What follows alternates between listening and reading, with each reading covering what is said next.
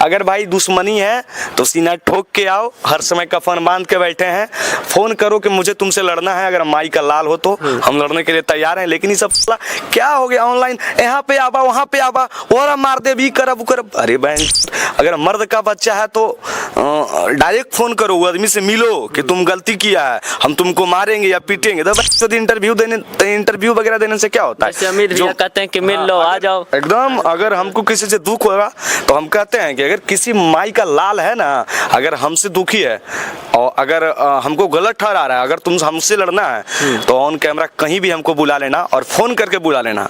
Number तो market में है, मिल जाएगा, बुला लेना कि लड़ना है, आ जाएंगे हम। अगर मैं जातिवाद रहता तो आशीष यादव का सपोर्ट करता नहीं, जातिवाद रहता तो रियल सोनू का सपोर्ट करता नहीं, जातिवाद रहता।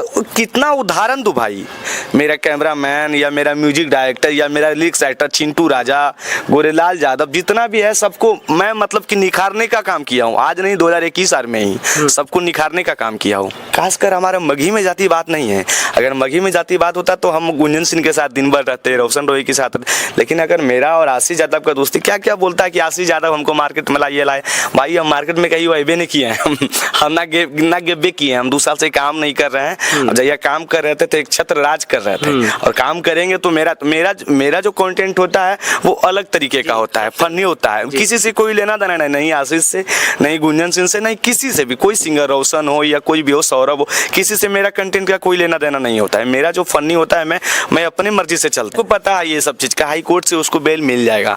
हाई कोर्ट का डेट आने में लगभग 1 महीना लगेगा। वो तो पेशकार का सेटिंग वोटिंग होता है तो थोड़ा सा और पहले आ जाता है। पिताजी बहुत भावुक हैं, बहुत टेंशन में हो जाते हैं, कहीं ना कहीं। एक बार बोले हैं कि उसके पिताजी जो हैं, हम 1-2 बार मिले हैं और बहुत अच्छे इंसान हैं, और मतलब कि जो मतलब देख के कितना बार बोले हैं कि बेचारा वही एक लड़का था जो अपना परिवार चला रहा था। एक छोटा भाई है बेचारा, एक बहन है, तो और मम्मी पापा सबको देखने वाला वही लड़का था, वही कमा रहा था, तो सब कुछ हो रहा था। और बेचारा आज 2-3-4 महीना से जेल में है, तो बुरा तो लग ही रहा है। बहुत बनने में टाइम नहीं लगता। बिल्कुल बिल्कुल, इस चीज़ें को तो मैं जानता हूँ। मैं 2 साल जो गैप किया हूँ और मैं क्या चीज़ खोया हूँ वो मैं खुद जानता हूँ। और बेचारा अगर वो आज काम नहीं कर पा रहा है तो वो क्या चीज़ खो रहा है वो मुझे पता है। झूठ नहीं बोलिएगा, शादी कब कर रहे हैं आप?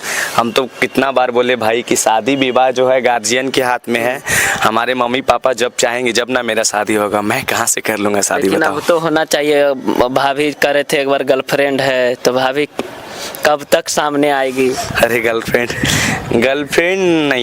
नहीं है। और शादी जो होगा वो मम्मी पापा की मर्जी से होगा।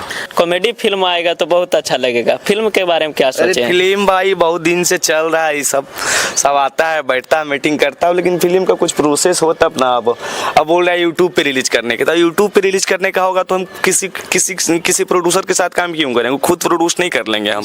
उससे अगर कमाई होगा तो हम खुद प्रोड्यूस कर लेंगे, ठीक ना। लेकिन हम सोच रहे कुछ बड़े मतलब बड़े पैमाने पे हो तब किया जाए। वैसा कुछ स्टोरी नहीं मिल पा रहा है, वैसा कुछ ये नहीं मिल पा रहा है कि कुछ करें। क्या लगता है? और मेरा तो आप लगातार है ना, लगातार अभी एल्बम पे अब ध्यान देंगे और लगातार एल्बम करेंगे, उसके बाद कुछ देखा जाएगा। फिर से उसी अंदाज में लौटिएगा। हाँ बिल्कुल बिल्कुल। फनी गाना हम बनवा रहे हैं बहुत सारा, और होली भी ला रहे हैं, और लगन है तो शादी ब्याह वाला भी गाना ला रहे हैं। और उसके बाद बात चल रहा है 1-2 से वो एपिसोड के बारे में, वो वेब सीरीज के बारे में बात चल रहा है। लेकिन पता चल रहा था आपका फॉर्च्यूनर के किस्ती ने भरा रहा है। कौन बोला भाई? कुछ लोग बोल रहे थे आपके बारे में। अरे बताओ, नाम लो। वीरू कृष्णवंशी कह रहे थे। उसको तो हम बोलिए दिए, उसके बारे में नहीं बोलते। अरे वो नादान है, हमको लगता है बेचारा का भी उसके प्रति भी दुखी है, उसका स्टूडियो वगैरह टूट गया है। देखिए स्कैनर। लेकिन अमित आशिक बहुत गजब प्रकार के आदमी है। अमित आशिक को कोई इंसान अच्छा मैं उससे पूछ रहा हूँ, बताओ भाई, मैं आपसे कभी मिला नहीं हूँ, आप कैसे जानते हैं कि मेरा फॉर्च्यूनर का किस्ती नहीं भरा रहा है? आपको मैं बताना चाहता हूँ कि मेरा फॉर्च्यूनर का किस्ती कब का ही बंद हो गया। बंद हुए लगता है 7-8 महीना हो गया। लगता है मनाली उनाली घूरते रहते, उतना तो आपका किस्ती ज्यादा मनाली। उसको बोलिए कि हम पता है साल में लगभग 24-25 लाख रुपए हम घूमने में खाली खर्च करते हैं, और बताओ मेरा किस्ती नहीं जाएगा। और दूसरा चीज कि भाई मैं देखा हूँ कि उसका स्टूडियो लगता है बिना मानवी के साथ उसका लड़ाई हुआ था, उसका स्टूडियो वगैरह टूट गया है।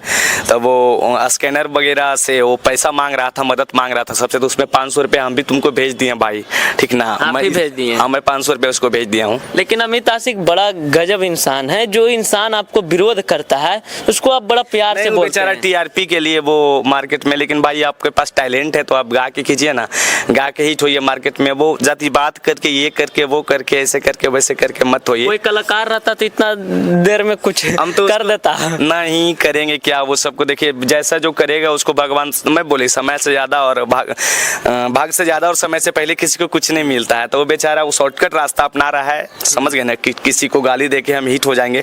अगर हमको गाली दे के आप हिट हो रहे हैं बिल्कुल कृष्णवंशी जी, तो आप रोज़ गाली दीजिए।